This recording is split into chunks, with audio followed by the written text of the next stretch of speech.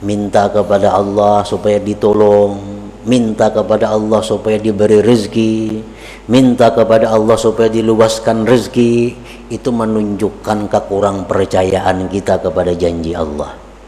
Kan kada bagus nih tuh. Yang kedua, kita minta lawan Tuhan agar dekat, berarti kita nih jauh lawan Tuhan, padahal Tuhan tuh sangat dekat kepada kita. Salah juga minta itu. Yang ketiga, kita minta kepada Allah agar disukai oleh makhluk. Salah juga itu, tercela juga. Yang keempat, minta kepada selain Allah, itu pun dicela juga. Nah, itu rangkuman 4 perkara daripada hikmah yang ke-21 ini. Nah, para muhibbin rahimakumullah, kesimpulan daripada 4 perkara ini ada 2 macam. As-su'al wa du'aul madhmum min Allah Ta'ala idza kana taliban lil qismah idma qusima laka wasilun ilaik. Wa amma as-su'al wa du'a min Allah Ta'ala bi kasdil ubudiyah wa izharil faqah fa ma'murun bih. Meminta, berdoa kepada Allah dengan doa-doa seperti tadi, itu dicela apabila yang berdoa ini menuntut jatah kepada Allah, menuntut bagian daripada Allah, karena Allah sudah membagi. Setiap yang dibagikan Allah itu pasti sampai kepada kita, mau kada mau. Setiap yang Allah jatahkan untuk kita itu pasti sampai kepada kita. Paling-paling masalah waktu, dan waktu itu kada bisa dimaju dimundur. Kalau Allah sudah menetapkan kepada kita bahwa kita dapat rezeki yang besar tanggal 2 bulan 12, kayak apa aja kita berdoa kada bisa maju dari itu. Nah, jadi berdoa itu dicela apabila waktu berdoa itu kita minta bagian kita kepada Allah. Minta bagian kita kepada Allah. Adapun berdoa kepada Allah dengan tujuan ubudiyah, tujuan kehambaan, dan menampakkan kepakirannya, nah maka itu diperintah. Jadi kasat hati aja. Kalau kita berdoa kepada Allah, bukan minta jatah, kada ya Allah, hamba ini berdoa kepada Engkau hanya karena hamba ini fakir, hanya karena hamba ini menjunjung perintah Engkau untuk berdoa, maka hamba berdoa. Nah, itu disuruh. Nah, jadi artinya ada 2 pilihan. Boleh kita kada berdoa, hanya mengucap hasbi Allah dalam menghadapi masalah-masalah. Boleh juga kita berdoa, tapi tujuan berdoa itu bukan mencari bagian kepada Allah, tetapi hanya semata-mata menampakkan kepakiran kepada Allah, menjunjung perintah Allah. Contoh nang kada berdoa Nabi Ibrahim tadi. Contoh nang berdoa Nabi kita dalam perang Badar. Pasukan 313, musuh lebih 1000 dengan peralatan yang lengkap. Nah, Nabi kita di dalam khimah berdoa, Allahumma ahdaka wa wa'dak. Ya Allah, hamba menuntut janji Engkau bahwa Engkau menolong orang-orang yang beriman. Nah, Nabi kita berdoa minta ditolong, tetapi beliau berdoa itu bukan menuntut bagian, tapi semata-mata karena menjunjung perintah Allah dan menampakkan kelemahan kepada Allah. Jadi artinya silahkan aja kita berdoa, silahkan juga kada berdoa. Misalnya kita menghadapi satu masalah, kita kada hendak berdoa, hendak kayak Nabi Ibrahim, itu dibaguskan juga oleh para ulama. Ada masalah besar yang kita hadapi, hasbiyallah wa ni'mal wakil, hasbiyallah wa ni'mal wakil. Itu umpat Nabi Ibrahim.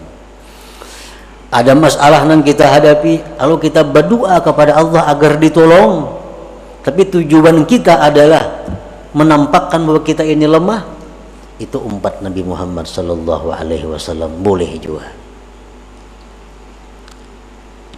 Seperti apa yang dikatakan oleh Al-Habib Abdullah bin Alawi Al-Haddad dalam syair beliau, qad kafani ilmu rabbi min su'ali wa ikhtiyari, padu'ai wa btihali syahidun li biftiqari.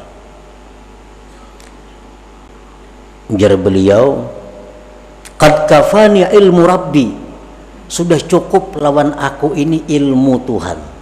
Artinya Tuhan tuh tahu aja keadaanku, sudah tahu. Aku susah, Tuhan tahu. Aku kesempitan, Tuhan tahu. Qad kafani ilmu rabbi, cukuplah bagiku ilmu Tuhan daripada berdoa atau merintih. Walaupun kada berdoa, kada merintih, Tuhan tahu juga sudah aku ini susah. Padu'ai wabtihali, adapun aku berdoa kepada Allah, aku merintih kepada Allah, syahidun libtiqari, itu hanya sebagai saksi kepakiranku, itu hanya bukti kelemahanku yang perlu kepada Allah subhanahu wa ta'ala. Nah, jadi doa itu kalau demikian halnya, doa itu kada kabul, kada jadi masalah, karena berdoa bukan supaya kabulnya kada. Berdoa ini semata-mata perintah Allah dalam Al-Quran agar berdoa. Yang kedua, berdoa itu menampakkan kita ini hina, menampakkan kita ini lemah. Itu kita berdoa, bukan supaya kabul doa, ada. Nah, jadi berdoa kada kabul doa, kada jadi masalah, karena aku berdoa bukan mencari jatah kepada Allah. Aku berdoa hanya sebagai menjalankan perintah ubudiyah. Nah, itu terpuji, itu sangat baik. Nah, kemudian yang kedua, kesimpulannya, wa amma su'al wal isti'anah min ghairillahi ta'ala pamazmum idza kana ghafilan 'anillahi ta'ala, wa amma idza i'taqada ghairallah sababa wallahu yu'ti wa yu'in fala ba'sa. Minta pertolongan kepada selain Allah itu tercela apabila dia lupa kepada Allah. Wahai dokter, aku sakit, nah obati pang aku, minta tolong lawan dokter. Itu tercela kalau lupa kepada Allah. Tetapi apabila dia minta kepada selain Allah dengan i'tikad hati bahwa ini adalah satu sebab, Allah juga yang memberi, yang menolong, maka pala baksa, maka yang demikian tidak mengapa. Ayo minta tolong lawan paurutan, bertolong lawan si A, lawan si B, tapi i'tikad hati ini hanya sebab untuk mendapatkan pertolongan Allah. Minta tolong lawan dokter untuk dapat kesehatan dari Allah, minta tolong lawan ini untuk dapat rezeki dari Allah. Nah, boleh minta tolong kepada siapapun, tetapi sebab untuk mendapatkan pertolongan Allah. Nah, itu yang mesti kita ingat setiap kita minta tolong kepada makhluk Allah. Kalau tidak demikian, maka kita akan tercela. Nah, itulah kira-kira sebagian daripada uraian hikmah yang ke-21 dari Al-Hikam Al-Ata'iyah ini. Nah, selanjutnya yang ke-22. Dan diumumkan bahwa untuk malam Rabu yang akan datang kita pengajian diliburkan. Ila hadratin Nabi sallallahu alaihi wasallam. Al-Fatihah. Bismillahirrahmanirrahim.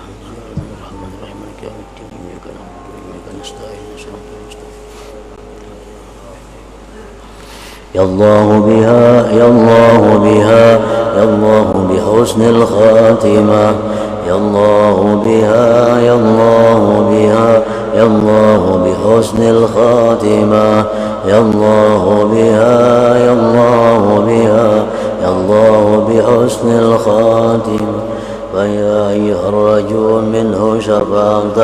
صلوا عليه وسلموا تسليما